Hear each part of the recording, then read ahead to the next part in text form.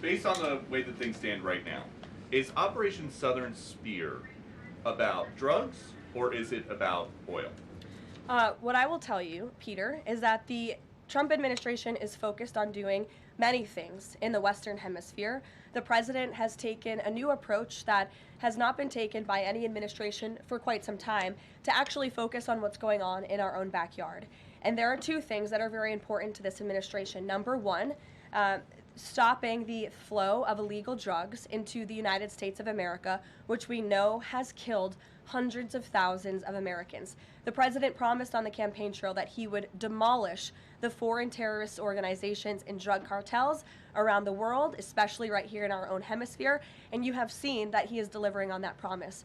With respect to the oil and what happened yesterday, the Department of Justice requested and was approved for a warrant to seize a vessel because it's a sanctioned shadow vessel known for carrying black market sanctioned oil to the IRGC, which you know is a sanctioned entity. So the president is committed to stopping the illegal flow of drugs into our country. He's also fully committed to effectuating this administration's sanction policy, and that's what you saw and the world saw take place yesterday. And because you said the president is trying to do a lot of things at once, he talks a lot about how he thinks the way to bring down prices for everything would be to bring down the cost of energy.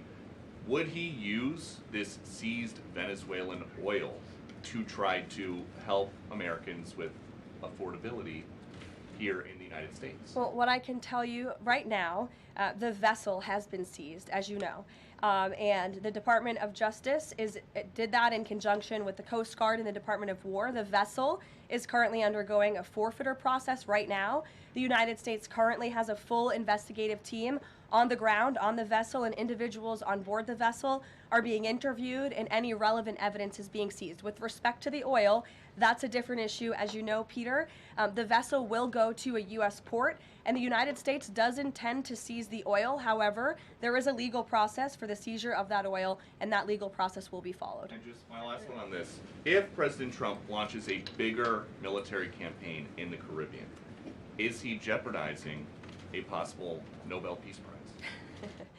Look, the president has proven over the past year that he is more than worthy of the Nobel Peace Prize. I think he's been nominated for it nearly 100 times this past year, which is definitely a record.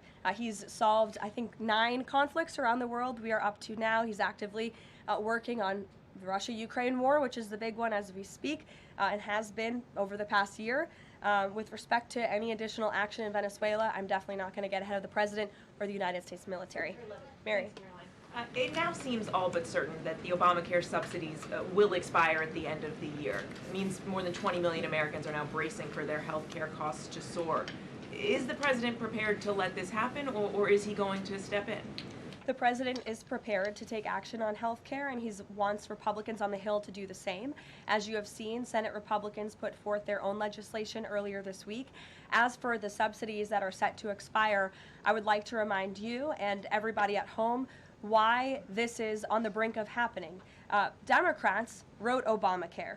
They passed it without a single Republican vote, and then they ballooned it with these expensive COVID subsidies that completely distorted the health insurance market. And then they doubled down, extending those subsidies and setting their own expiration date right now in 2025, which the administration is obviously well aware of, and we are working, the president is working with his healthcare policy team here at the White House, as well as Republicans on Capitol Hill, to find a solution.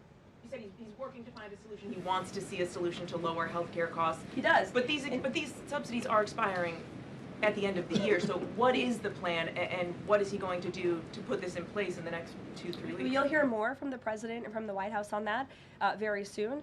As for wanting a solution to lower healthcare costs, I'm glad you said it, because the president is doing just that. He has made unprecedented progress towards lowering healthcare costs in this country and drug prices. He's secured numerous most favored nation drug price deals, with many more to come.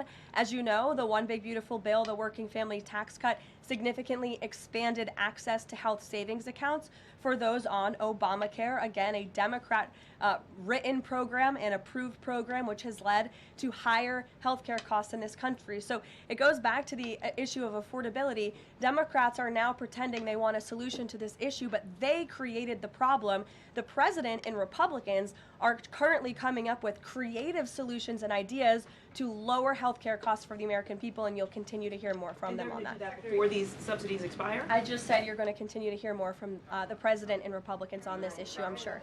Sure, Bloomberg, go ahead. Thanks, Caroline. The president said he was going to be holding a call with the leaders of Thailand and Cambodia. Have those calls taken place? Is there a readout you can share? The president has not yet engaged in those calls, and when he does, I'm sure you'll hear from him directly, as you always do, after foreign leader calls or from somebody here at the White House. I do know, with respect to the conflict in the peace deal in Thailand and Cambodia and some of the conflicts you've seen arise, reports of that in the press over the past couple of days. The president addressed it in Pennsylvania. The administration is obviously tracking this at the highest levels and is very much engaged. I spoke with Secretary Rubio about it this morning. And will senior U.S. officials be meeting Saturday with European and Ukrainian officials to discuss the peace plan? Look, the United States and the Trump administration continues to be very much engaged in trying to bring the Russia-Ukraine war to an end. The president had a call with Europeans yesterday. His special envoy Witkoff and his team continue to talk with both sides literally as we speak. If there is a real chance of signing a peace agreement, if we feel like those meetings are worthy of someone on the United States' time this weekend, then we will send a representative. It's still up in the air whether we believe real peace can be accomplished and we can truly move the ball forward. The president is extremely frustrated with both sides of this war, and he's sick of meetings just for the sake of meeting. He doesn't want any more talk. He wants action. He wants this war to come to an end.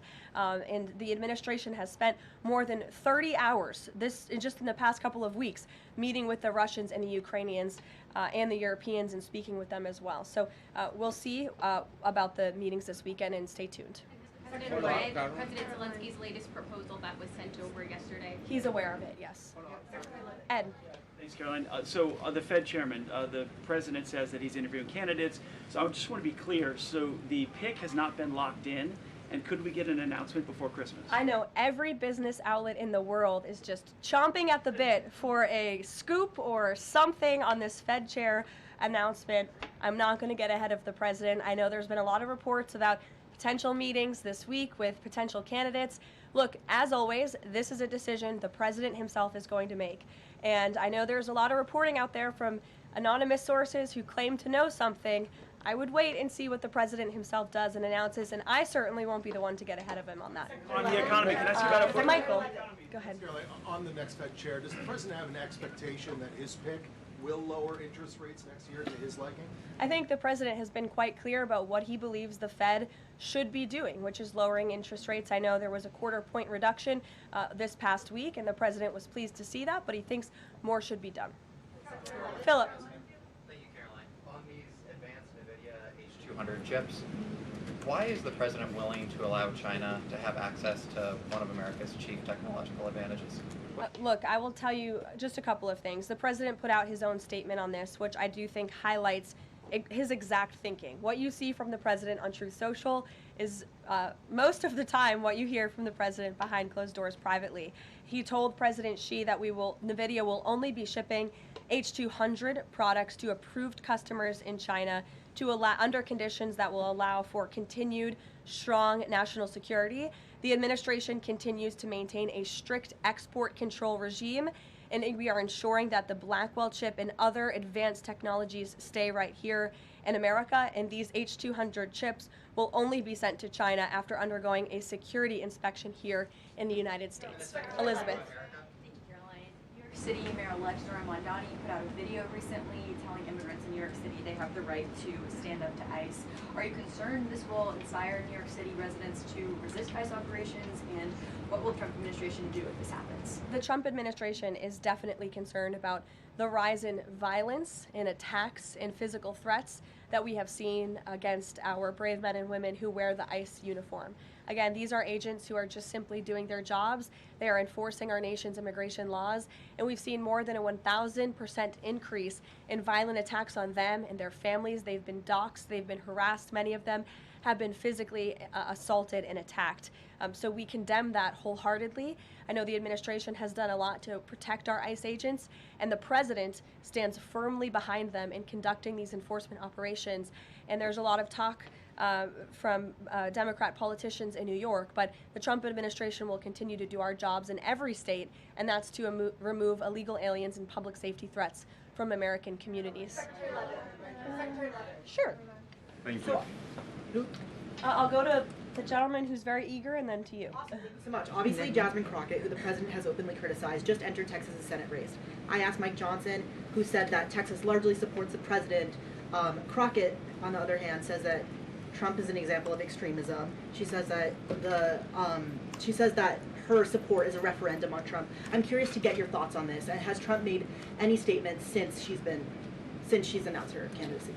Not to my knowledge, as you know from the White House podium, as a government employee, I'm not privy to comment on future elections, but I do think the president has made his thoughts on Ms. Crockett quite clear, and I do believe he thinks she is wholly unqualified for the office